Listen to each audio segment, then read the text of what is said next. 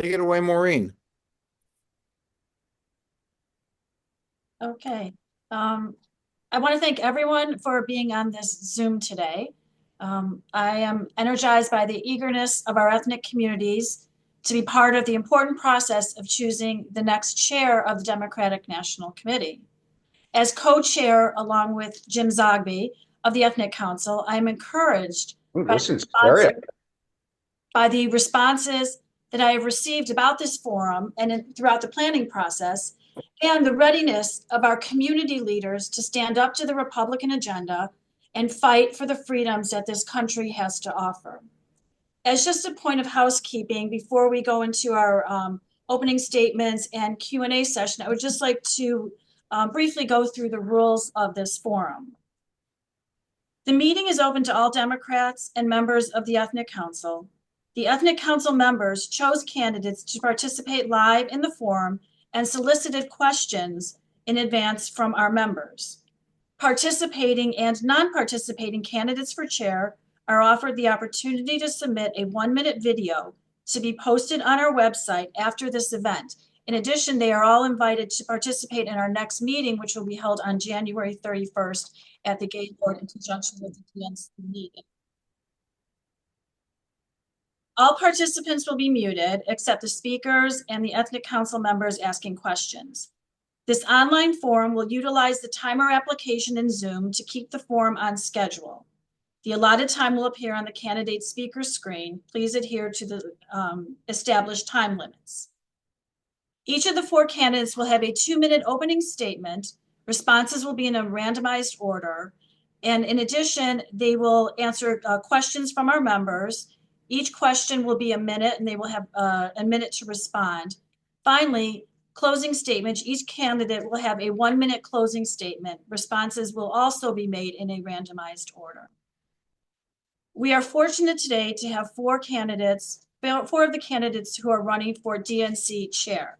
They are Senator James Skoufis, New York State Senator, Ben Wickler, Chair of the Democratic Party of Wisconsin, Governor Martin O'Malley, former Governor of Maryland, and Ken Martin, DNC Vice Chair and President of the Association of State Democratic Committees.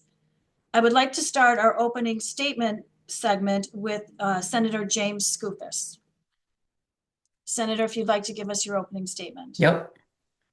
Thank you very much. And good evening, members of the Ethnic Council. And thank you for hosting tonight's important forum. I come to you as the proud son of an immigrant from rural Western Greece who arrived here with my grandparents and the proverbial nothing but the shirts on their backs. My grandfather's first and only job when he arrived in New York was as a server at the Nathan's hot dog stand in Coney Island. To this day, Greek culture, heritage, and religion continue to enrich my family, just as millions of Americans are enriched by their own personal ethnicities. On the other side of my family, I trace my Irish, Scottish, English, and German roots, in some cases back to the 1600s in America. They include my 11th great-grandfather, John Thurston, who came to Massachusetts during the Puritan Great Migration and went on to build the first taxpayer-funded public school in America. Here in New York, I was born into public housing in Queens, New York City, one of the most diverse single communities in America with 138 languages spoken throughout the borough. Many, if not most, of the hundreds of ethnic groups that make up the state have some level of political involvement that the most successful candidates engage with and cultivate relationships with. Both inside and outside my Trump plus 12 district, I myself have deep voter and donor relationships with communities ranging from the Bangladeshi, Chinese, Japanese, Greek, Indian, Orthodox Jewish, and many others. As a national party, I strongly believe there is significant room for growth among this type of relationship building. Vice President Harris's reference to Polish interests in the one and only debate reflected a smart but underutilized approach, leaning into ethnic politics to make voters feel seen and heard. I deeply appreciate this council, your work, and as DNC chair, will look to resource and otherwise strongly support your efforts as we better build out our ethnic relationships around the country. Thank you again for the forum, and I look forward to the questions. Thank you, Senator Skoufis. Next, I would like to introduce Ben Wickler, Chair of the Democratic Party of Wisconsin. Thank you so much, Maureen. Thank you, Jim. Thank you to the Ethnic Council. I'm honored to be here, and I'm thinking today of my great grandfather on my father's side, who left what is now the Ukraine, and like so many Jewish immigrants, came through Ellis Island into the tenements on the Lower East Side of New York City. He started a chicken feed store and raised my grandfather, Abraham Wickler, there in New York. My grandfather raised my dad in Kentucky. My dad then raised me in Wisconsin. He met my mom, who was Scotch Irish and came from a line of Americans that came from uh, over from Ireland on a boat without parents, forgot how to talk as an infant, and arrived in the United States to create a better life and helped build the path to the moment that I join you today. And I'm joining you from a Wisconsin that is made up of ethnic communities in every corner of our state that proudly celebrate their ethnic heritage in festivals in Milwaukee, the city of festivals, in La Crosse, the site of the largest Oktoberfest outside of Germany every year, and in every corner of our state. And the work to engage with ethnic Americans and the celebration of our ethnic heritage is at the center of how Wisconsin politics work and how we connect with people in the fullness of their identities. It's critical to winning elections. It's part of why we've launched our Jewish caucus at the Democratic Party of Wisconsin, why we've engaged with Ukrainian and Polish Wisconsinites, especially in the midst of this war. It's part of why Sarah Godlewski has been such a dynamite communicator in the course of our work in Wisconsin, and she's worked with our party to celebrate her Polish heritage and the message from folks from her neck of the woods in every corner of our state. And it's why we do so much work to show up at the Oktoberfest, at the ethnic festivals as a Democratic Party, supporting our county parties, because it does connect with people with their life experience. We can't take anyone for granted. We need to fight for working people across all of our different communities. And when everyone sees their story in the work of the Democrats, they know that this is a party that sees them and is going to fight for them. I'm so excited about today's forum. Thank you, Ben. Next, I would like to introduce Governor Martin O'Malley, the former governor of Maryland. Hey, thank you. I love the music that cues you to leave. I feel I've never been on the Academy Awards, but now It's Friday afternoon, why not? I like it. My name is Martin O'Malley, and I'm the former governor of Maryland, former mayor of Baltimore, the original land of the free and the home of the brave, a place where we understand our diversity is our strength. As you might have guessed from my Irish surname, my dad's side of the family my dad was 100% Irish, poor guy. We all have our crosses to bear. But he married my mom, whose people were mostly German. So my immigrant great grandparents, one side from Ireland, one side from Germany. My mom's people settled in Fort Wayne, Indiana, and my dad's people settled in Pittsburgh, Pennsylvania. And get this, both of their first generation sons became Democratic Party chairmen in both of their places. In fact, one of the prized possessions, and I had this on the wall when President Biden sent me to save Social Security from imploding into a customer service meltdown, was a picture of that first generation German kid, now as an adult man, behind Roosevelt's shoulder on the last campaign stop of his life. So I really appreciate your work. And I know that it's been frustrating because we talk now in the after action reviews about how we fell short in the last election.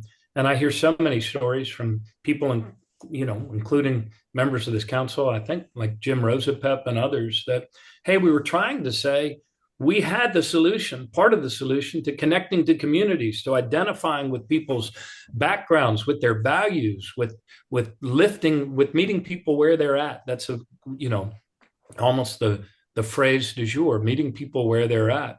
The ethnic council, the ethnic communities that make up the great diversity of our country are really the antidote to the autocrat. So I look forward to talking more. And now a word from our sponsors.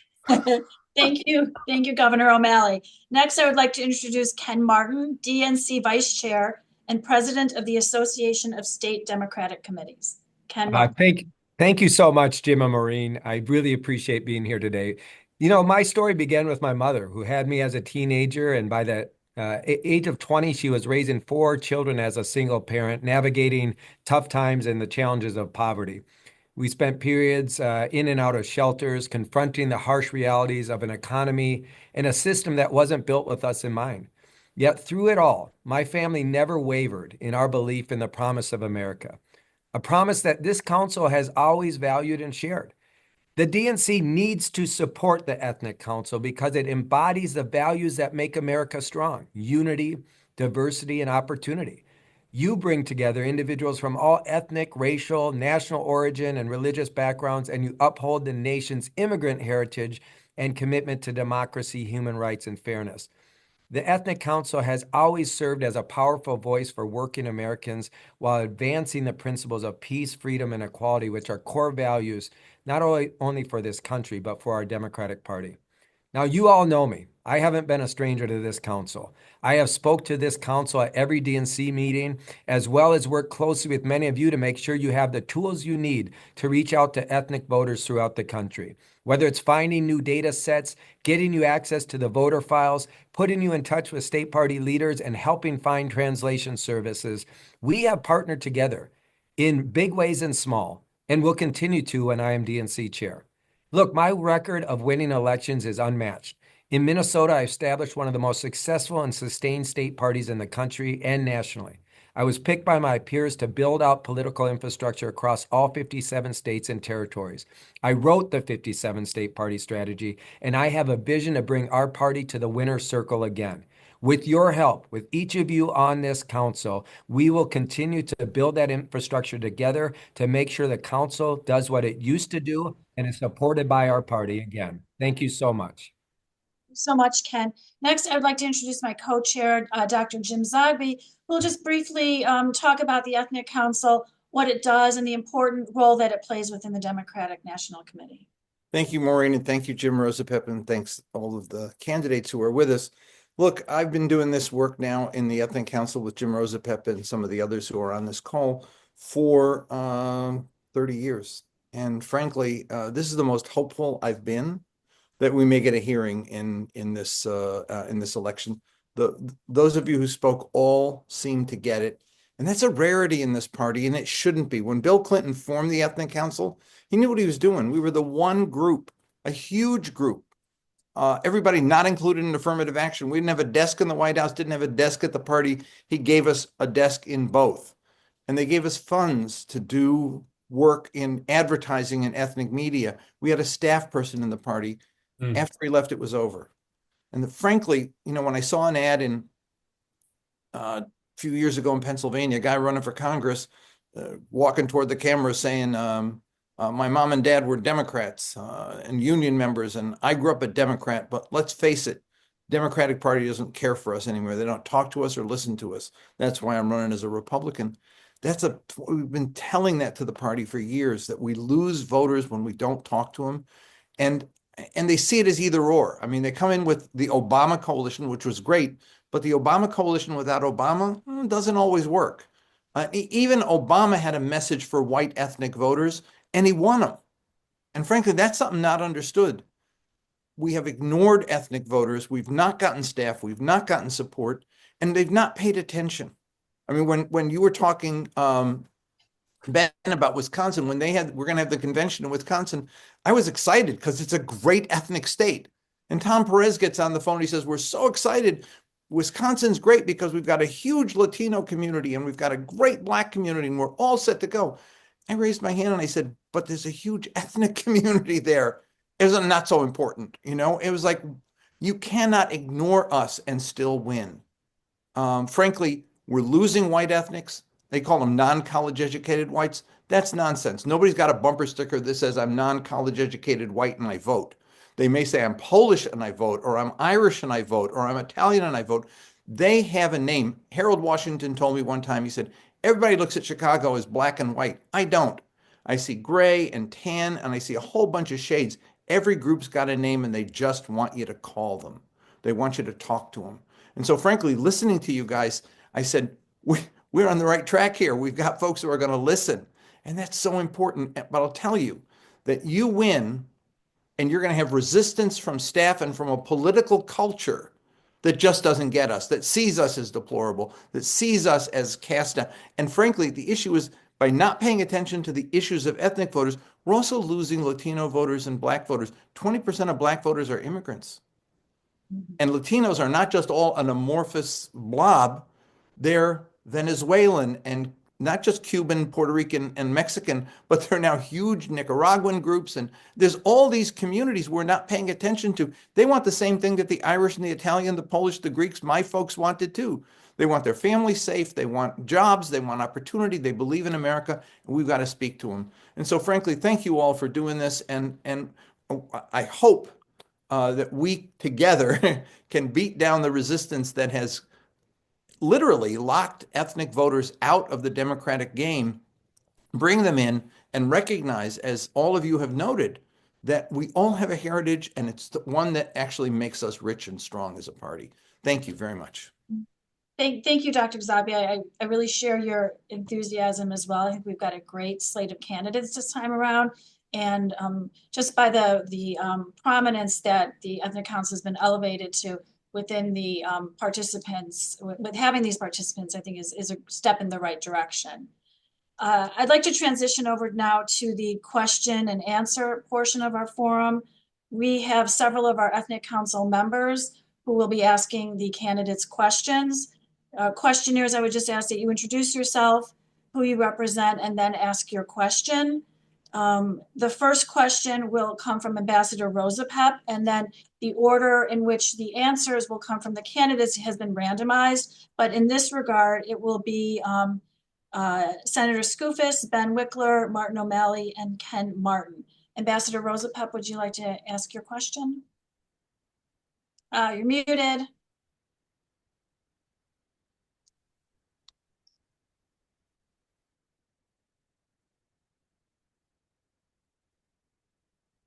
Still muted.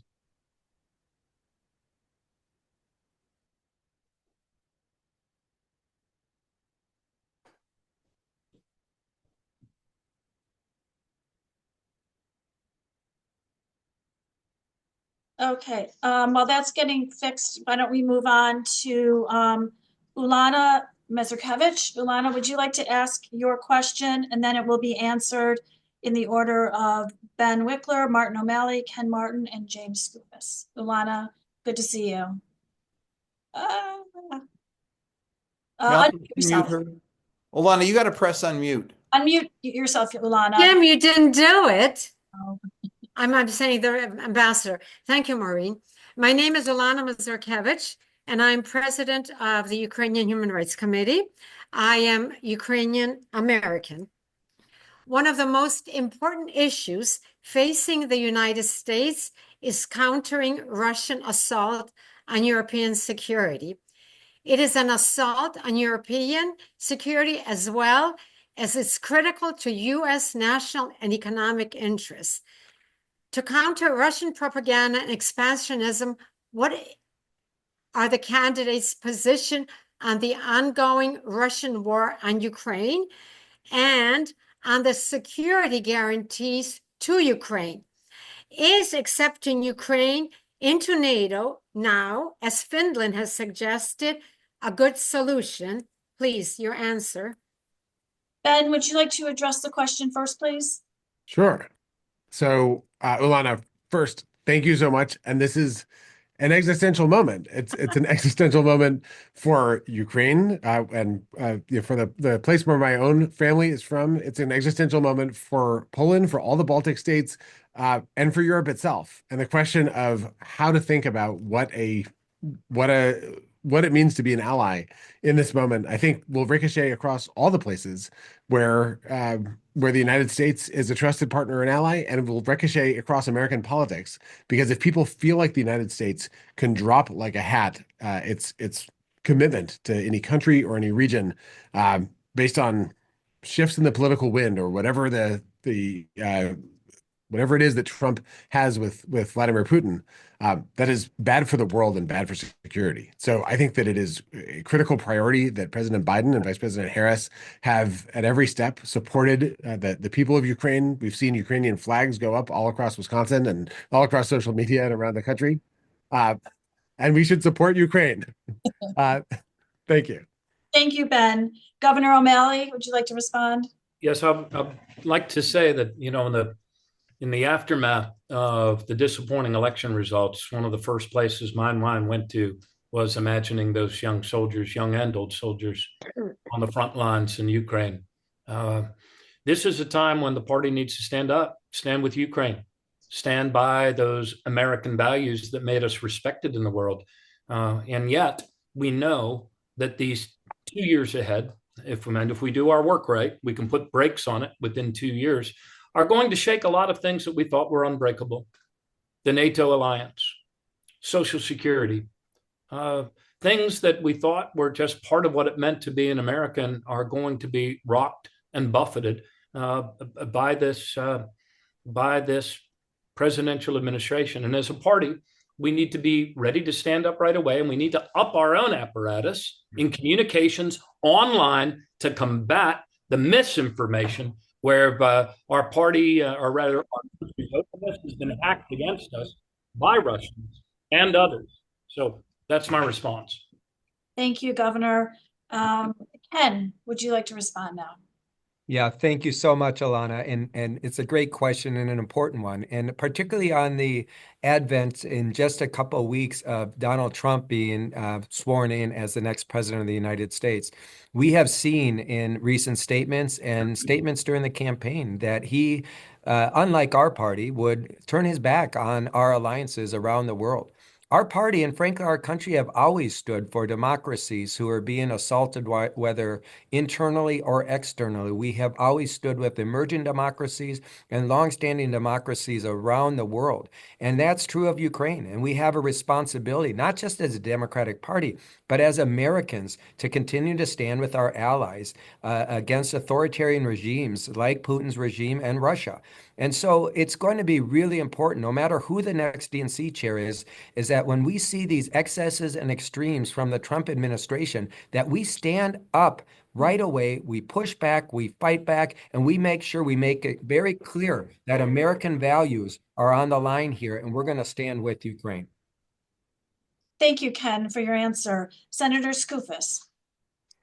Thank you. And most importantly here, thank you for your work, Alana, and your colleagues. We're coming up, as you know, next month on the 3rd year anniversary of this conflict. And all I have to say is thank God Joe Biden was in the White House during these past 3 years and not Donald Trump. The Democratic Party, certainly the next DNC chair, Ken Martin, spoke about American values. The American value at stake here is freedom. And the Democratic Party always is on the side of freedom, this being no exception. And so the next DNC chair needs to be beating that drum, holding Donald Trump accountable, and standing by Ukraine. Thank you, Senator Skoufis. Do we have, and thank you, Alana, for your question. Do we have Ambassador Rosapep back on? Do we have him? Is he able to ask his question? Is he? Nope. Okay, we will move on. I would like to introduce our next questioner, Ilir Zerka. Ilir. And the questions will be answered in the order of Governor O'Malley, Ken Martin, Senator Skoufis, and Ben Wickler. Thank you, Maureen. A pleasure. Thank you. And thanks everybody for joining us, especially the candidates. I'm a proud co-founder of the council. And like Jim, I've been doing this for 30 years. We're all here, all of us ethnic leaders, because we know something really important. And I think you all spoke to this. When the DNC dedicates a staff person to ethnic outreach, a few things happen. One, there's a lot more engagement by our communities. Two, the folks who embrace and work with us receive a higher percentage of our votes, and oftentimes they win in tough races. So the question to each of you is, can you commit today to dedicating a staff person to ethnic outreach? And I get the first answer, yeah. Governor O'Malley. The answer is yes. And as I look at the changes we need to make in order to win the next elections, I oftentimes feel like I'm looking at a big room with a bunch of cables lying unconnected all over the ground, that if we only took the effort to put them together, we would start getting the benefits of that many, many, many times over. And that's certainly true with regard to the ethnic communities that make up the beautiful tapestry and fabric of the Democratic Party and indeed of America. You know, when I was governor of the state of Maryland, as this anti-immigrant wave started coming up, we created a commission on New Americans, extolling and lifting up the fact that that it's the diversity that makes us strong, and each community has a lot of things to offer.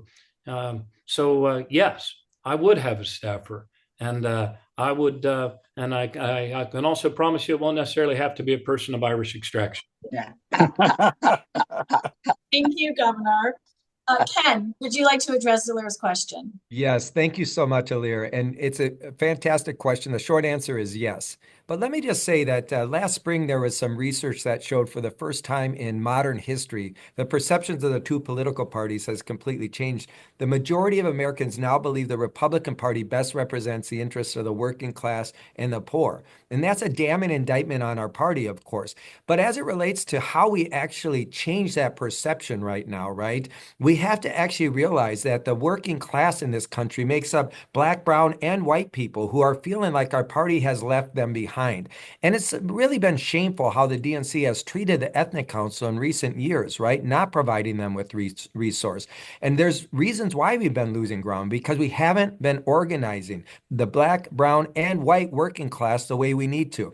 Jim Zogby and I have had many conversations, as well as Maureen and others on this call, about making sure that we actually get back to the basics here. And one of those is working in partnership with the Ethnic Council and making sure we're organizing in those communities. You know, I stood with you this year and making sure you had the tools to do that. Thank you, Ken. Senator Skoufis, could you please respond to Alira's question?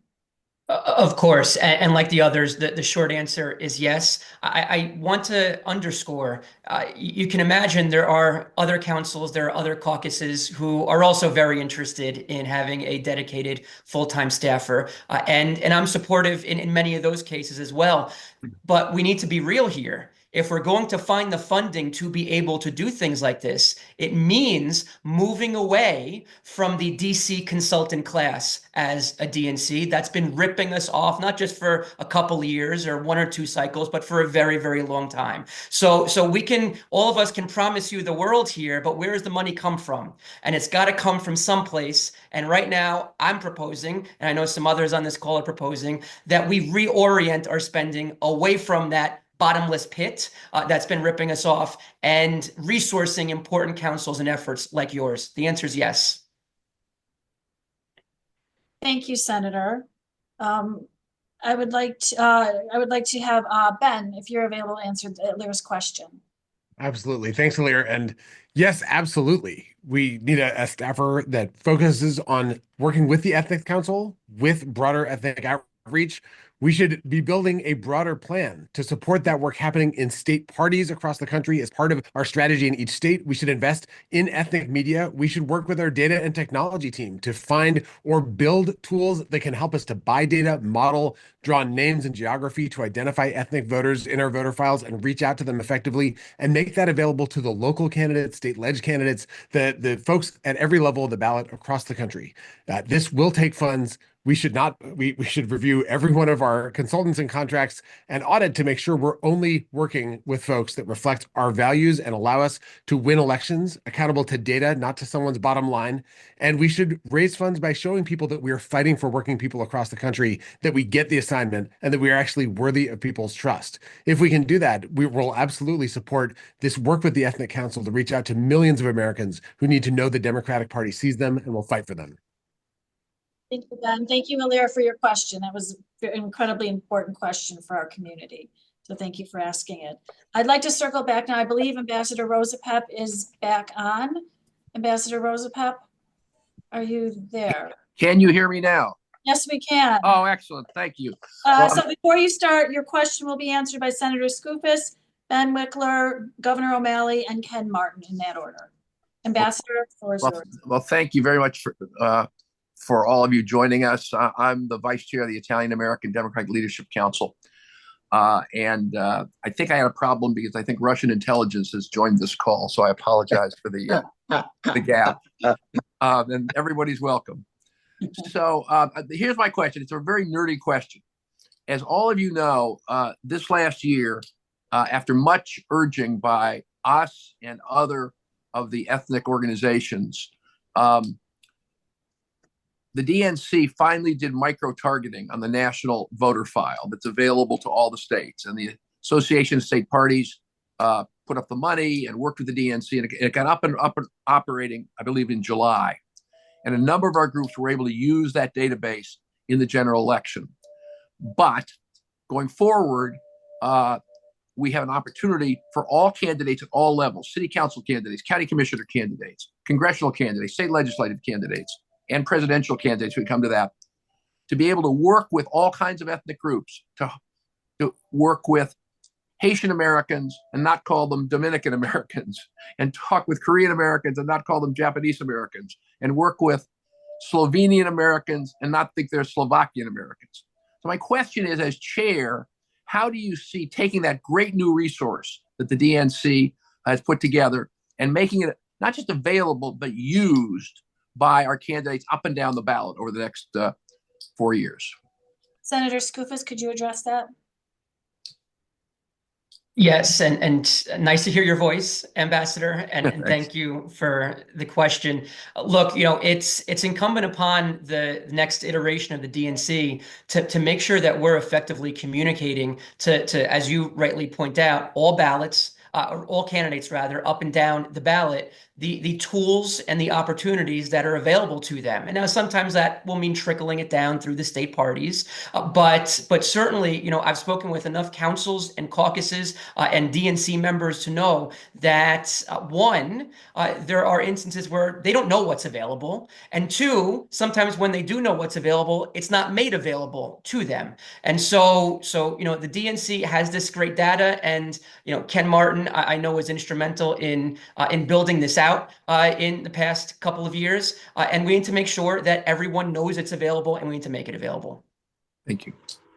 Ben, could you address Ambassador Rosapep's question? Thanks, Ambassador Rosapep. This is the critical work, and it means making sure that state parties have the capacity to be able to provide these data services to candidates. In Wisconsin, we have both a data team and a year-round candidate services team that works with candidates from school board all the way up to our gubernatorial, our Governor Evers, to make sure that we are targeting voters in their races and understanding who those voters are and how to reach out to them. So it starts with making sure that that data is in the state voter files for state parties to work with. And then it goes to making sure there's capacity building support for full-time, not just voter file managers, but data directors in state parties, and then working with all of our national sister committees to make sure that they know that candidates and they're training candidates to ask for that kind of support to do that micro-targeted work. Then it goes to making sure people have translation services and support, and making sure they can build collateral, sometimes in language communication. Sometimes it means celebrating different ethnic holidays and different ethnic festivals, doing design, all that kind of stuff that state parties can do to help folks on the ground at every level of the ballot. Thank you. Thank you, Ben. And Ken, could you please address Ambassador Rosapep's question? Yes, thank you so much, Jim. I really appreciate it. And let me just say that I agree with Senator Skoufis. I mean, the reality is you have to make this widely available and also let people know that it's available. That was half the battle. I was frustrated, as you were, Jim, that a number of our battleground states refused to work with you guys early on in that process as you approached them with this new data set. We worked really hard to put that data set on the file, as you know, right? And it's really revolutionary. But I got to tell you, it was quite frustrating that we didn't get to that work until way late in the cycle. So one, we have to make sure our state parties are know that it's available, know how to use it, and work with the ethnic council to put the programs together to actually do the outreach the right way, right? And so that partnership is really important. But what you highlighted is so critical. We also need to put better and more rich country of origin data, not just race and sub-ethnicity data, but country of origin data on our file so that we can better target voters. And I'm going to work with you as I have to create this. We're going to do it even better when I'm the DNC chair, Jim. Thank you. Thank you. Thank you, Ken. Next, I would like to ask Onila Sestokis, our Lithuanian committee member. I'm sorry, Governor O'Malley, I'm sorry. That's okay. Thank you. And look, Jim, a lot of times when I talk to people on the phone, we often go into talking about the changes we need to make. And a lot of them are actually building on good things that have already been that are already in motion. And this is one of those good things. We have never had such a richness of data and yet such a profound sense of disconnection in our country from one another and disconnection from political parties. Our great challenge right now is to up our game when it comes to meeting people where they're at through affinity groups or other groups, not just purely political, but in fact, better is to connect with people in trusted ways around events, times, places that mean something to the ethnic communities that we are proud to call the Democratic Party. So we need to connect the data with the ongoing communications in order to reestablish the trust necessary for people to support us. Thank you. Hey, Maureen, I just want to come in for a second. Yes. I don't know who's hosting who's the tech host on this, but I'm getting messages from people who were in the waiting room who are trying to get into the call, and some of them actually have given up. If you would please let people in the waiting room, and then I'll let them know that they can get in if they try now. Thanks. Dr. Zogby, we're dealing with a capacity issue at the moment, which we are trying to address. Okay. So we are letting people in as quickly as we can. Okay, thanks. Mm-hmm. It's a good problem to have, right? Yes, indeed. Next, I would like to ask O'Neill Sistokis, our Lithuanian committee member, to ask her question of the candidates. O'Neill. I am a Lithuanian American and the chair of Lithuanian Americans and Allies for Democracy, which is run by volunteers. We helped elect Joe Biden in 2020, and since 21, we've been getting out the vote of Lithuanian Americans in 7 critical states in federal and state elections. And I appreciate all your answers so far to the questions that we're posing regarding finances to help us, regarding a staffer, regarding year-round organization. Those are music, that's music to my ears. My question has 2 parts.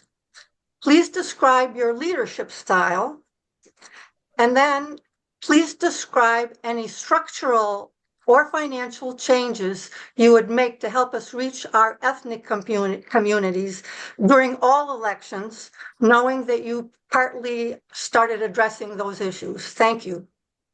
And could you answer O'Neill's question for us, please? Sure, it's a great question, and thank you for your leadership. My style starts with values and vision and culture, which I think is the bedrock of how you build a strong organization. It involves making very clear what our mission is, what the values are about how we'll do that work, and then involves finding spectacular people to fill key roles and empowering them to be able to do their jobs, lead and innovate with regular communication with me, with a focus on goals and results and a lot of empowerment to figure out the best way to achieve those goals. Now, we need to move as a DNC towards a much greater volume of work across the country, not just sticking with things that have happened before, not just sticking necessarily with the same processes that have happened before. And as I think we've all aligned on here, we shouldn't be beholden to any prior commitments with any consultants or any kind of outside vendor. We should be doing a full audit to figure out where money goes and make sure that money's only going in places that reflect our values and our plans and our priorities with transparency and accountability about what happens next. Thank you, Ben. Ken Martin, could you reply? Thank you. I know it's hard with these 2 Midwesterners with 3-letter first names. So thank you for saying my last name. I appreciate it. Look, I agree with a lot of what Ben said, but in terms of my leadership style, I would call myself an inclusive consensus builder. And what do I mean by that? We have a big tent party, right? We have conservative Democrats, we have centrist Democrats, we have progressives like me, and we have leftists. It's really important that all parts of this party feel like they can have their voice heard and that we all get in the same boat, rowing in the same direction towards one goal, which is to win. That's the role of political parties, is to win elections. And to do that, our job, of course, is to build the infrastructure to do that. And part of that is working in partnership with groups like the Ethnic Council, who have deep relationships in communities that we need to reach to win. So at the end of the day, look, there's a lot of skills that all of us bring to the table. None of these fine folks are my opponents, right? They all bring different skill sets to the table. At the end of the day, what I offer up is what I've always offered up, a consensus builder who realizes that we're only as strong as the sum of all of our parts. So thank you so much. Thank you, Ken. Senator Skoufis, could you please respond? Of course, and thank you for the question. The last couple of years, my hair has been quickly graying, but I'm 37 and very energetic. And in this race, in terms of a leadership style, I'm an aggressive coalition builder. It's how I win in a Trump double-digit district, and it's how I believe we, as a national party, get back to winning. We haven't dominated in a national election in 16 years. You've got to go back to 2008. That was the last time we romped in a national election. And in that time, since we have seen fraying on both ends of our once large Democratic tent. And so I agree with Chairman Martin. We all bring skill sets to this race.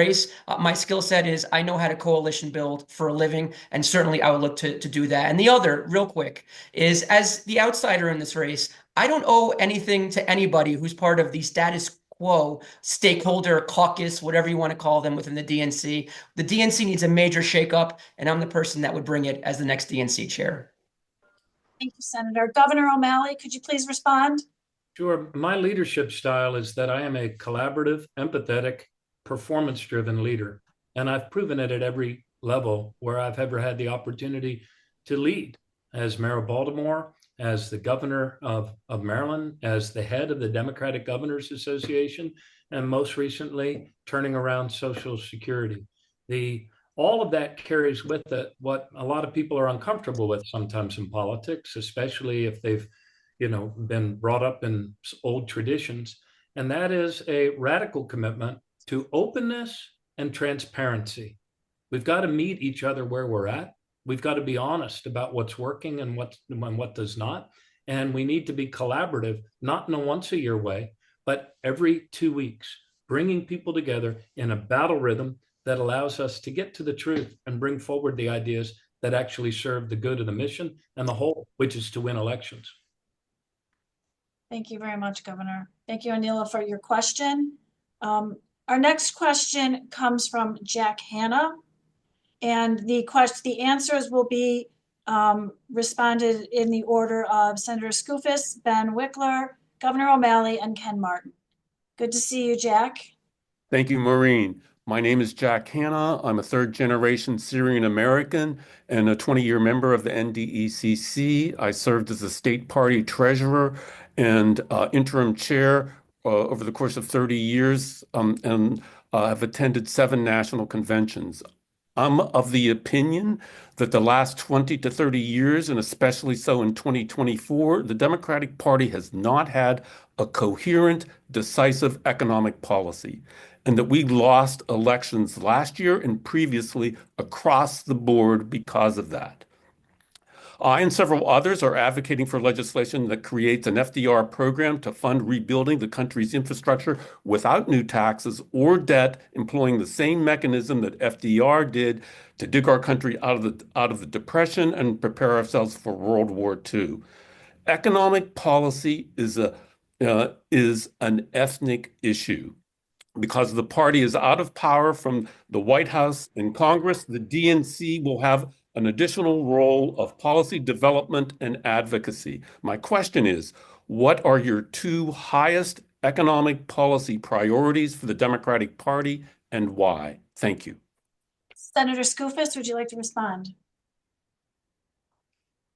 Yes, although I don't know 1 minute is sufficient to respond to that question. Look, I fashion myself as a populist. I've been in the state legislature here in New York for the past 12 years. And one of, I think, the missing links in our party's messaging is standing up to corporate interests. And I've built a reputation here in New York of taking on corporate welfare. The last several elections of mine, I've refused corporate campaign contributions. And you can't have it both ways. You can't be for the working class and for corporate elites at the same time. You can't ride that fence. It's one or the other. And I think for some international party, they've tried to ride that fence a little bit too hard. And so if there's one theme that the next DNC chair and the national party needs to hit on over and over and over again, it's that we're for the folks on the factory floors. We're not for the folks in the ivory towers. Thank you, Senator. Ben, could you reply? Yes, this is central because we lost working class voters across race and ethnicity, gender, geography, generation, every single state in this country in this election.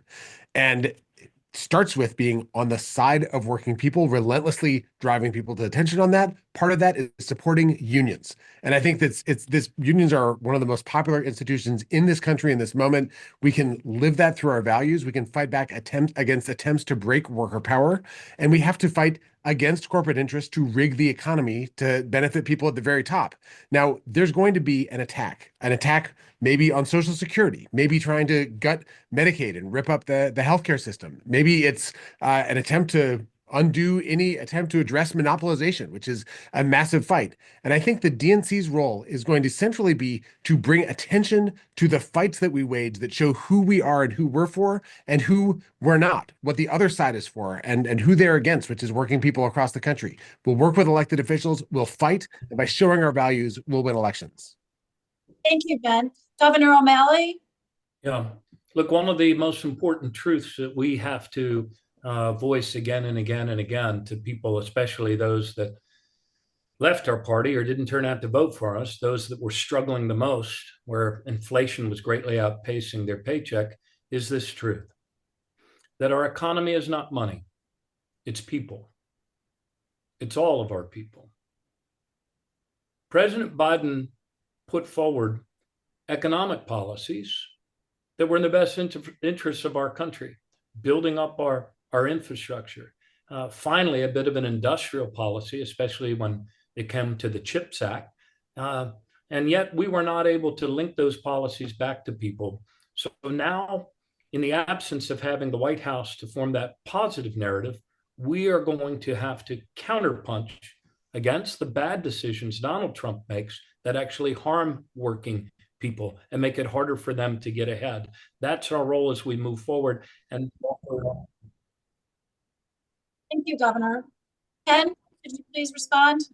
Well, Jack, first off, it's great to see you. And thank you again for coming to our breakfast with the New York Assemblywoman and speaking about the importance of the National Infrastructure Bank. It's a really critical proposal, and I hope to help educate more Democrats about what the work that you are doing. I actually agree with Ben Wickler here. And as the only card-carrying union member right here amongst these four candidates running for DNC chair, I think it's really critical that we get back to a populist economic agenda, right? So behind me, you see a poster for Paul Wellstone, who I used to work for, right? Who said we all do better when we all do better. Focusing in on those economic issues that lift people up, give them a sense that actually they can achieve the American dream. It's not just enough to work hard and play by the rules anymore. We know there are structural barriers standing in of so many Americans who are working their asses off but can't get ahead. And that's what we have to address as policymakers, to Ben's point. We have to recognize there are real structural barriers standing in the way of Americans, hardworking Americans who are trying to achieve the American dream. Thank you very much, Ken. Our next question comes from Conrad Novak, who heads up our Veterans Outreach and is a veteran himself. After his question, the candidates will respond in the order of Ben Wickler, Governor O'Malley, Ken Martin, and Senator Skoufis. Conrad, could you please ask your question? Thank you, Maureen and Jim, and good evening, fellow members of the council, and a special good evening to our candidates for joining us here tonight. As Maureen mentioned, I'm involved in the Polish community and served for 9 years in the U.S. Army.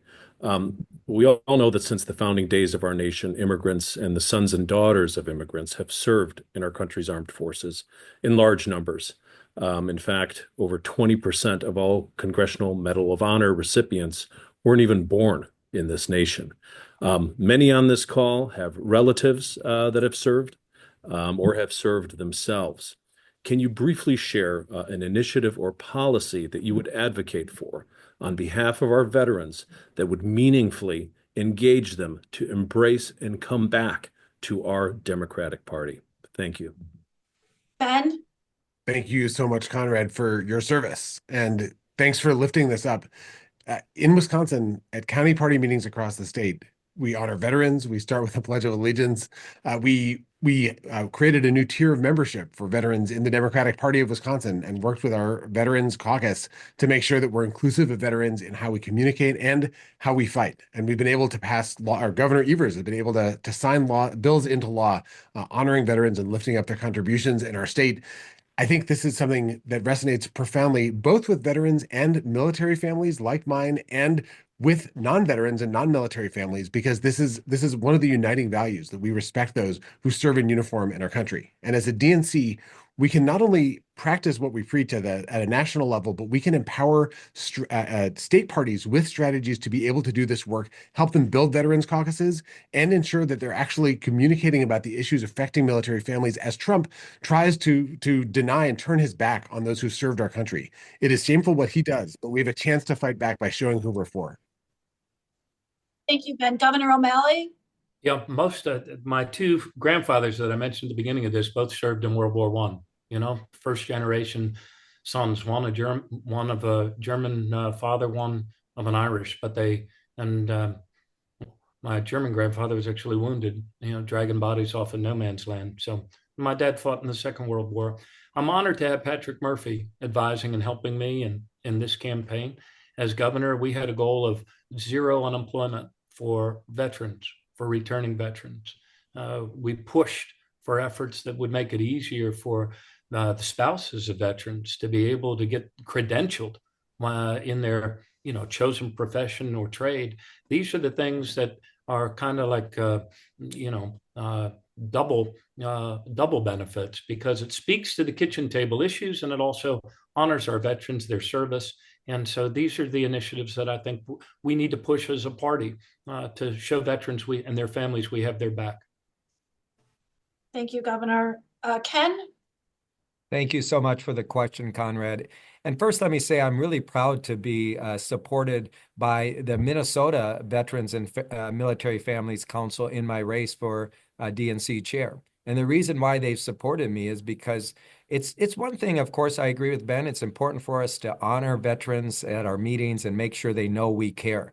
But it's another thing to actually go out and talk to veterans groups across the state and engage them in conversation and try to mobilize them as a voting bloc. You see, the Democratic Party has written off veterans, has written off active duty military members because we believe that they vote Republican. And it becomes a self-fulfilling prophecy, right? And so we're not present in the community. We're not talking and engaging that community as a really important voting bloc. And the one thing I would advocate as the next DNC chair, as I always have, is to make sure that we are approaching this community, engaging them in conversation, because the Republican Party continues to speak out of both sides of their mouth on this issue. They have failed veterans and military families, and we have a real opening as a national party if we just take the opportunity to engage the community the right way.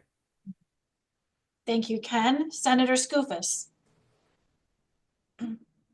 Thank you, Conrad, and thank you for your service as well. My district includes West Point, an Air National Guard base, and is home to tens of thousands of veterans in my district, of a little over 300,000 individuals. And this has been a priority of mine on the legislative side as recently as this past year, legislation that I authored allowing all veterans in New York State to access their state parks for free was signed into law after a couple of years of pushing. And so as DNC chair, this would be very top of mind.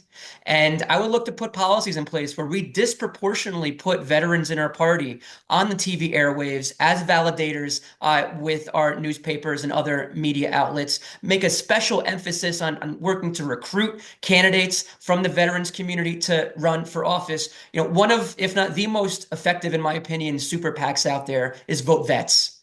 And it's because they have sharp messaging that has the best validators imaginable, folks who can rise above politics. We've got to be employing folks like that, values like that, as often as possible. That's certainly what I'll do as DNC chair. Thank you, Senator. And thank you, Conrad, for your question and for your service to our country. Our next question comes from Max Telecki. Max. And the order in which they will be answered is Governor O'Malley, Ken Martin, Senator Skoufis, and Ben Wickler. Thank you very much, Maureen, and good evening. Thank you, participants, for taking the time not only to meet with us this evening, but for your willingness to serve, especially after this past election. My name is Max Teleki, and I'm a member of the Hungarian American community, a Californian, Argentine Hungarian by birth, and a Marylander by choice here in the Washington, D.C. area. All right. I'm a former president of the Hungarian American Coalition, and since 1994, I've been a member of the Central and East European Coalition, focusing mostly on human rights and strategic issues in Central Europe. As a longtime member of the Ethnic Council since 2004, I really appreciate the time you've taken out of your evening. My colleagues have touched upon several key questions, and my question is specifically about party strategy and vision. In light of the election results, what is your vision for the Democratic Party and the necessary structural reforms to achieve implementation? And I ask you to please be specific. I think I would also just add one little point. I think it would be very important going forward for candidates to also unify whoever the ethnic representatives are within the party structure, so that they can hopefully educate other members of the DNC on the value of this ethnic council. Thank you very much, and I'll take my answer. Governor O'Malley? Yeah, thank you. Vision and strategy. I believe that our vision, my vision for our party when I'm chair, is to make sure that we return our focus in a very sharp way to the economic realities that every family is facing. Whatever your ethnic background, all of us have to feed our kids. We have to keep a roof over our homes. Our party's whole purpose for being is that message of economic security, the promise of economic security, the guarantee of economic security. That's the unifying vision. And we will have an opportunity to sharpen that message now in opposition to the decisions that Donald Trump will be making. In terms of structure, we need a lot more collaboration. We need we need to bring our governors. We need to bring our mayors. We need to bring our county elected officials to the table. We're a big family, but we tend to act as if it's only the House and the Senate. It's a bigger country than that. That's the big structural challenge. Thank you, Governor. Ken? Thank you so much, Max. It's a great question. And I'll tell you, for me, it's really simple. It's about getting the DNC out of DC, focusing on partnering with our 57 state parties to build the party from the grassroots up. We need to compete in every zip code in every county across this country, and we need to make sure that we're contesting races up and down the ballot. We cannot just be a party that's focused on 7 battleground states or a handful of congressional seats. If we're going to be a national party, we have to contest races in every public policy arena around this country, and that means that we are focused on state legislative races, city council races, school boards, county boards, and beyond, right? And we have to do it by focusing on the infrastructure. And that's what I'm good at. And what I mean by that is building a permanent campaign like we have in Minnesota. We have one of the strongest coordinated campaign tables in the country that never goes down, meaning we're organizing all the time. We have year-round organizing where we're talking to the voters constantly. We need to rev up our communications infrastructure and our organizing infrastructure so that it's permanent, it's constant, and we're winning again. Thank you, Ken. Senator Skoufis? Thank you, Max, for the question. There's a lot of reorienting that I believe has to happen within the DNC organizationally and outward facing, but it starts by showing up everywhere again.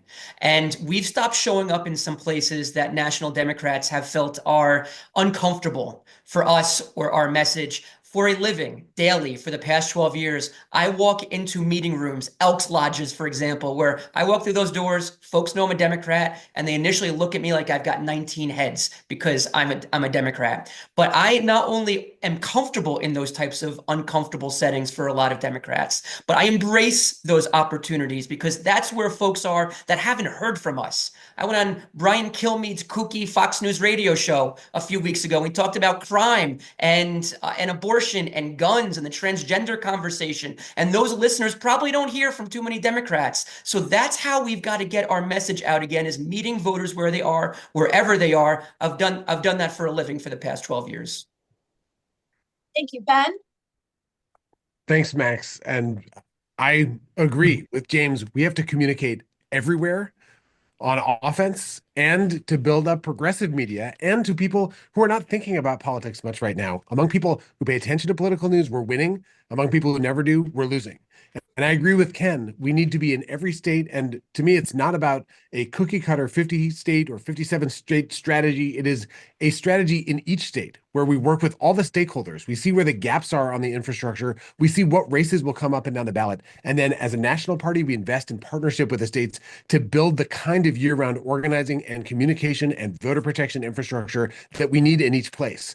These battles look different from place to place. But if North Carolina hadn't lost the state Supreme Court majority in 2022, we would have a U.S. House majority right now. Republicans try to rig systems when they get control. And that means that we need to look at each of those systems and make those interventions now, 25, 6, 7, 8, to make sure that we are winning national and state level trifectas so we can deliver change for working people. Thank you, Ben. Our next question will be asked by our Serbian council member, Danica Opernica, who lives in sunny Arizona. Danica? Can you hear me? Yes. Okay, thank you. Yes, I'm Danica Opernica, and I am Serbian American. I think that we can all agree that our party has to change. One of you said that it needs a big shakeup, and I absolutely agree with that. This council is very important. I've been a member of it for about 17 years. However, I've been a Democrat longer. And, Democrats talk about what's wrong with our party, and they're usually talking about a section of the party that they disapprove of or that they don't agree with. Grab self-reflection. We are engaging in finger pointing at each other, which is futile. And how we elected Trump twice. What would you do as an individual and collectively to change this to a more productive discussion? Ken, could you answer Denise's question, please? Well, thank you, Danica. And you're absolutely right. I'm sick and tired of the finger pointing, the name calling, the placing blame. And this happens, right? When you win elections, everyone thinks you're a genius and you did nothing wrong. And when you lose elections, people think you're an idiot and you need to throw the baby out with the bathwater. Neither one of those are true. I was quite frustrated that the DNC did not do a post-election review after the 2020 election, right? We should do a post-election review after every election to get to what worked and what didn't work. And we need to build upon the success. And then without creating a circular firing squad, convene all of our stakeholders and find out where we fell on the job so we don't repeat those mistakes again. And we can do that. That's what we do in Minnesota every single year. We convene our stakeholders and make sure we engage in learning the right lessons from the last election, right? There's a lot we already know, but there's a lot we don't know, and it doesn't serve any of us to try to blame people right now. What I'm interested in is learning what can help inform the future so we win again. Thank you, Ken. Senator Skoufis. Thank you for the great question. And, as I mentioned before, I coalition build for a living, and it starts with respect. No matter ideological difference or stylistic difference, the next chair has to engender respect within the DNC amongst the 448 members and certainly more broadly outward from the DNC. The way that I believe it's critical that we're able to rise above some of those differences is the next DNC chair empowering the 448 members, the vast majority of which feel completely disempowered under the current structure of the organization. If folks feel as though they've got a seat at the table and they're contributing and they're being heard, they tend to look past other ideological or stylistic differences. And that's certainly a culture that I would look to engender within the next iteration of the DNC. Thank you. Ben? Yes, I think that celebrating what works, having a reckoning without recriminations, and then changing where we need to change so we can get stronger. but bringing everyone with us is the way that we move forward here. And there's a lot that went right in this election cycle, as well as a lot that went wrong. And that's true every election cycle. We don't burn it all down. We don't throw out the baby with the bathwater. We need to learn and not have fear about admitting things that went wrong. And I think having that kind of culture where people feel safe to make mistakes allows us to take risks that allow us to learn new things about what actually works. And we can do that respectfully. After every election in Wisconsin, we have a walls down meeting. We talk through. I spend time talking to folks representing each part of our coalition in Wisconsin and then write messages celebrating and lifting up all the pieces that did make a difference. There's always changes that need to happen. And this is very much one of those meeting moments. And we know some of these are about this election and some are generational. The fight for working people has to be at the center of our work, but there's so much to celebrate and so much to honor about the commitment people have put in. And that should never leave our minds as we approach this with gratitude on the way forward. Thank you, Ben. Governor O'Malley? Yeah, thank you. One of the things I'm not running for DNC chair in order to fix blame. I'm running to fix the problem.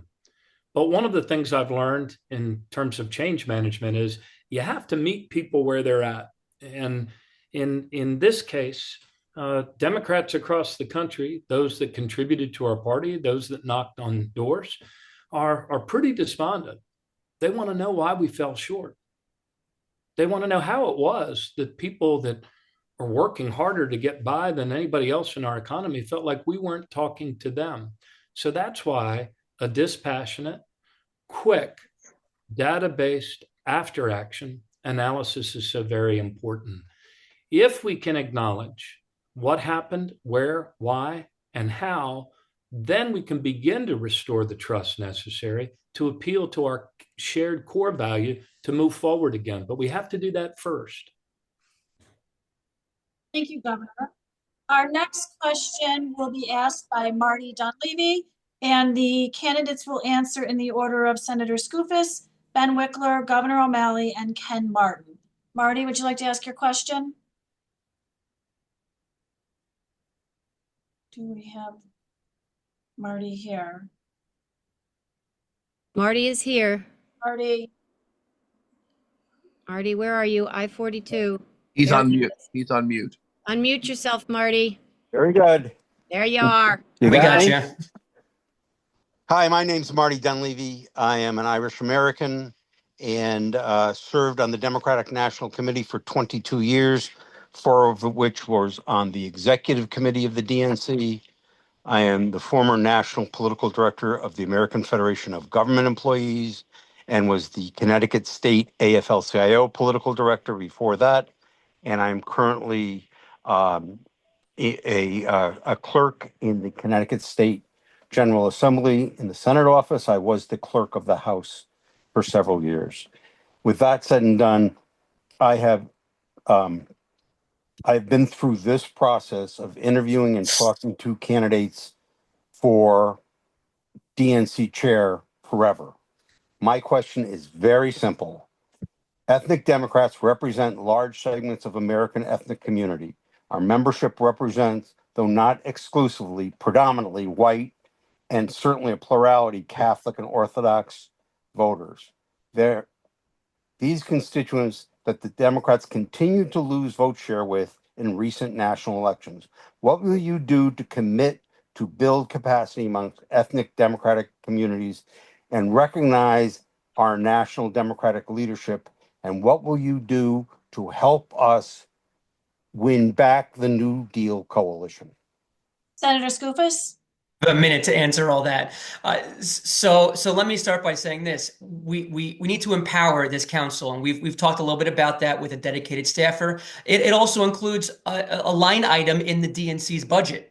It also includes making sure that we have ads and marketing being offered to ethnic media. You know, my dad owns a Greek deli in Bay Ridge in Brooklyn in New York, and there's a big newspaper stand filled with the various Greek newspapers that are here in America. You know how much it costs to pull an ad from one of those newspapers versus the New York Times or some other big outlet?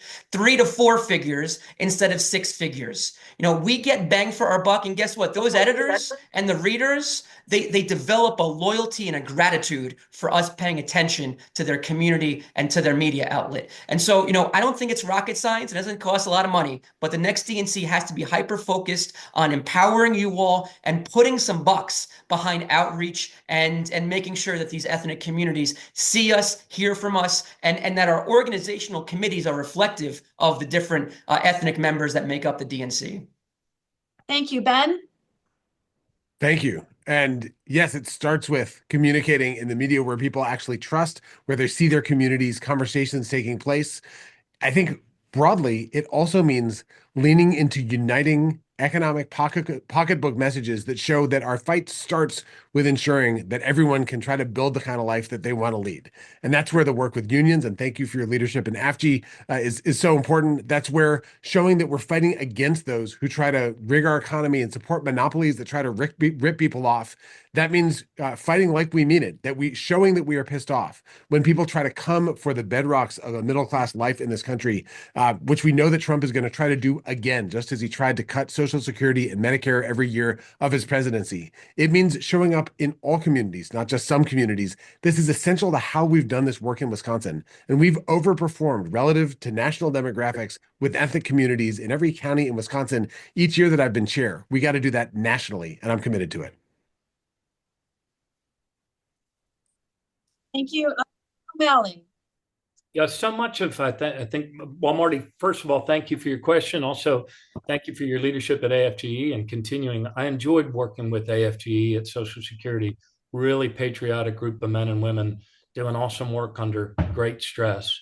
A big part of the role of an active DNC chair as in this time of change is to show up and to be present. There probably is no more beautiful sound in another human being's ear than the sound of their own name. And as the DNC chair needs to meet our ethnic communities in the places where they gather and in places where they get their information online and say the words Irish American Democrats, say the words Lithuanian American Democrats. So much of this is about presence. So much of this is about recognition, and so much of this is about inviting people back to this particular table of democracy to save our country. The staffer at the DNC is a good start, but it's about presence. Thank you, Governor. Ken Martin. Well, what can I say except that hasn't been said? I agree with everything that James, Ben, and Martin said. Amen to everything they said. It's absolutely spot on. But let me just say this. Of course, we all support empowering the caucus. But there's one of us that's actually worked with the caucus already. And it's me. And, the reality is you know what you get with me. Someone who's already worked with this caucus to make sure we can empower you to do the work that you did this last cycle. We need to do that again. I'm the only candidate in this race who's door knocked in all 7 of the battleground states on behalf of our presidential campaign. I visited over 40 states just in the last 2 years alone, making sure that we get out to communities far and wide, from rural communities to suburban communities to urban communities to ethnic communities. And the reality is you can judge all of us on our ideas. We're very similar in what we support here, but you should also judge us on action. Right. My old boss, Paul Wellstone, used to say you should never separate the life from the life you lead from the words you speak. Just remember that when you decide who you're going to vote for. Thank you, Ken, and thank you, Marty, for your question. Our next questioner is Dr. Lisa Wisniewski. Lisa, would you like to ask your question? And then the order of responses would be coming from Ben, Governor O'Malley, Ken, and Senator Skoufis. Lisa? Well, thank you and good evening, everyone. Thank you for spending your evening with us tonight. I'm Dr. Lisa Wisniewski. I'm a professor of sociology in Connecticut and very proud Polish American, the daughter of immigrants.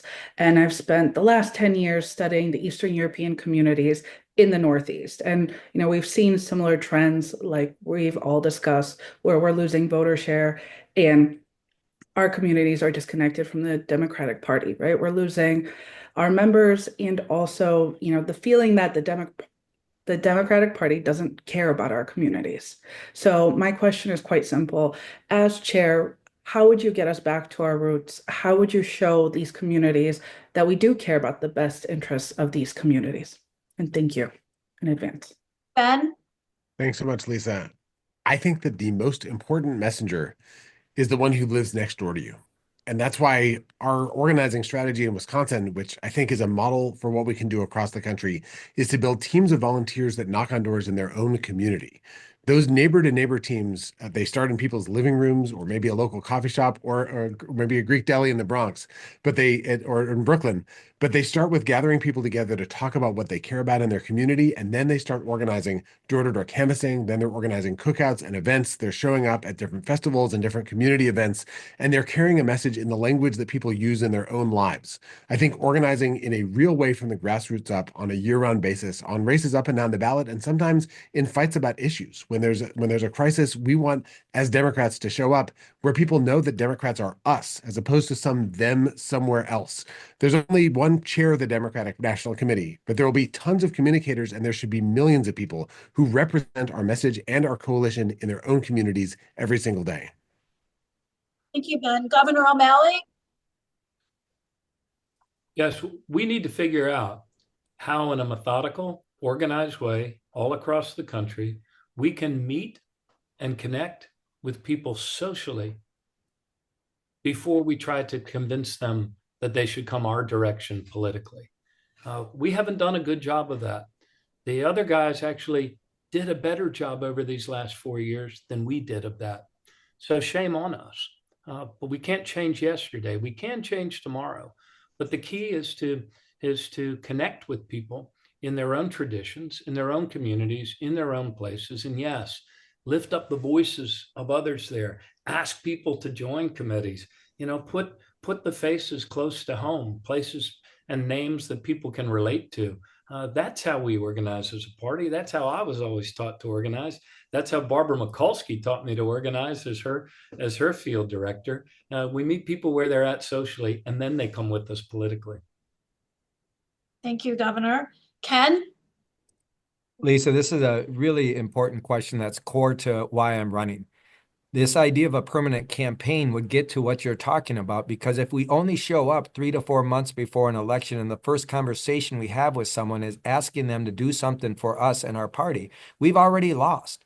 Right? We have to get back to earning people's trust. And part of that is building a relationship with them, showing them that we actually care about them more than just their vote. We actually care about their hopes and dreams, their aspirations for their community. And to what Governor O'Malley said, showing up and being present in community, showing up at community events, right? Showing up at the union halls, showing up at the VFWs, making sure we're present and in their community and building a relationship around their hopes and dreams, as I mentioned. That's true of our communication structures too. We have waited way too long to actually start our communications and our organizing. Voters do not decide late in an election cycle as we think they do. Voters, by the time we get to an election year, already have an idea which way they're going to vote. We damn well better have built a relationship with them before then. Thank you, Ken. Senator Skoufis? Thank you. I agree with all of what's been said by the other three. We need a permanent campaign that's year round.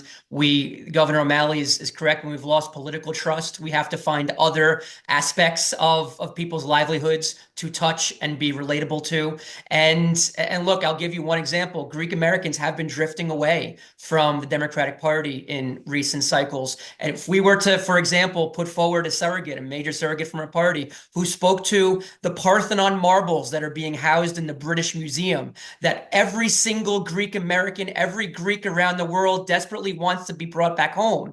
That's something that's got nothing to do with Democratic or Republican politics, but every Greek will read that in their newspapers the next day for weeks and weeks and weeks about how the Democratic Party stood up for them on one of their core cultural issues. We've got to find elements and issues like that with every nationality, every background, if we've lost that political trust that Governor O'Malley rightfully pointed out. Thank you, Senator Skoufis. I'd just like to thank the candidates for their thoughtful answers to our Ethnic Council members' questions. I hope that this dialogue gave the candidates a clearer understanding of the Ethnic Council and the important outreach that it does for the party. With that being said, I would like to have our candidates present their 1-minute closing statements now, beginning with Ken. Thank you so much. And again, thank you all for inviting all of us tonight. I think what this party needs right now is a workhorse, somebody who will put the effort in to be not only competitive in 2026, but for decades to come. That's how we get back to winning. There's no silver bullet. I have a vision for this party and have already created programs and investments to expand our map nationally. I believe every other candidate in this race has backed a version of the 57 state party strategy that I wrote. We need to turbocharge my plan to compete everywhere, every year, and in every election. And that starts now. Every year we talk about contesting more races in redder places and flipping states. I will do that. We have to go after emerging targets and skate to where the puck is going to be, as we say in Minnesota. Of all the titles I've had, the most important is organizer, and that's what people know me as. I'm an organizer for our state parties. I'm an organizer for folks like you. I've campaigned in all 50 states, and just over the past 2 years, as I said, I traveled to 40 states and knocked doors in all of the battleground states. They say the sign of any good organizer is how much dust you've collected on the dirt roads, and my clothes have collected a lot of dust in the past few years. I'd appreciate your support, and thank you. Thank you, Ken, and thank you for being here today on this Friday evening. Next up is Senator James Skoufis. Senator. Thank you so much. And thanks to the entire Ethnic Council for the excellent forum tonight. As chair, I would be focused on one thing and one thing only, and that's building out the coalition that's needed to get back to winning in communities like my deep Trump district. And an often overlooked aspect of that coalition building, as we've talked a lot about, is connecting with people's ethnicities and the deeply personal and political issues that are core to them. This needs to be part of the new Democratic playbook because it certainly isn't included in the stale DC playbook that we've been operating out of for far too long. As chair, I look forward to working with this council to organize a strategy around showing up and engaging with every key ethnic constituency, cultivating new and existing relationships, and rebuilding our once big Democratic tent to include people of all national backgrounds. Working together, we'll get back to winning and winning big. So thank you again, everyone, and look forward to earning your support in the days ahead. And thank you for spending the time to be appearing before our council today. We appreciate it. Next up is Governor O'Malley. Thank you all for having this. The future for our party is all about coalition and collaboration, meeting people where they're at, and returning to our true selves, the party of economic security. That's our purpose for being. But right now, after this loss, what our party needs is not a caretaker, but a change maker. I am probably the best operational turnaround manager in this party today that is willing to do this job. I am certainly the only one in this field that has proven my ability to turn around big organizations and to do it fast. I've done it at every level, city, state, and most recently for President Biden at Social Security. We know what needs to be done, but we're going to need a leader that can actually execute and get it done because we have to move fast. I ask for your support and I ask for your trust, and I thank you for your leadership. Thank you, Governor O'Malley, for being here today and speaking to the council and our members. Next up is Ben Wickler from Wisconsin. Thank you. Thank you so much, Maureen. Thank you, Jim. Thank you, Ethnic Council, for your work and for this forum. I am running for DNC chair because we need to put the fight for working families at the center and at the heart of what we do as Democrats. My platform is to unite, to fight, and to win. And that means uniting up and down the ballot, uniting our full coalition very much with ethnic Americans as part of the broad tapestry of the communities, the working Americans that we're fighting for in every corner of this country. And it means uniting around a plan in each state tailored to the fights to come.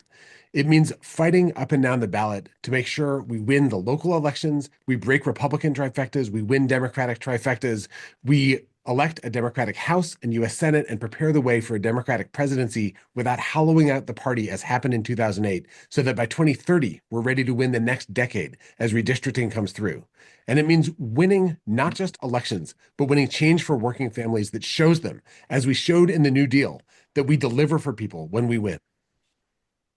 Thank you, Ben. And I want to thank my partners, Jim Rosapep, who we've been together for years and years, and Maureen, who's been my colleague on the Ethnic Council chairmanship for the last 4. And I recognize Steve Aiello. I have to just say, Steve, thank you so much for being here. I first worked with Steve Aiello. He was in the Carter White House as the actually the director of public liaison was what it was called back then. And he was just a superb fellow who first brought ethnics into the White House as a group. I want to thank all of those leaders in the community. I want to thank the candidates who spoke to us because for the first time in my life involved in this work, I feel hope. I mean, I feel hope that we're actually going to get candidates who care. You all have been fantastic. And I have to say that the council performed so wonderfully in the questions that were asked. And so thank you all very much. Some of my colleagues in the council have called me Charlie Brown on the football because every new administration I say, this time they're going to pay attention to us. I got the feeling that, and then Lucy pulls the ball away. I'm rather convinced after hearing you guys that you're not going to pull the ball away. And this time we're actually going to be able to get the job done. So thank you very much. These are communities that matter. You win Pennsylvania, you win Michigan, you win Ohio, you win Wisconsin when you win ethnic voters. And there are other states as well where they matter. Huge numbers of people, we leave them on the playing field. We just ignore them. We can't continue to do that. Thank you, and we'll see you on the 30th, 31st, and 1st when we do the election, and then hopefully in the next 4 years when we're working together to win. Thanks. Thank you, Jim. Thank you. And Thank just a you very special much thank to you to our Maureen. volunteer forum who's been working tirelessly to put all of this together. Jim Rosapep, Brenda Lucci, Marianne Lasante, and Malcolm Palmer. Furthermore, information about the Ethnic Council and the DNC chairman candidates will be posted on our website, www.dncethniccouncil.org. It's a temporary website that will be switching over to a permanent website over the weekend. But for more information, please go there and learn more about the council and the candidates who are running. It's a very important election for our democracy. Thank you. Thank you, candidates, all for being here, and for members of the council. We're just very grateful. Thank you. Bye-bye, everybody. Bye. Thanks all. See you.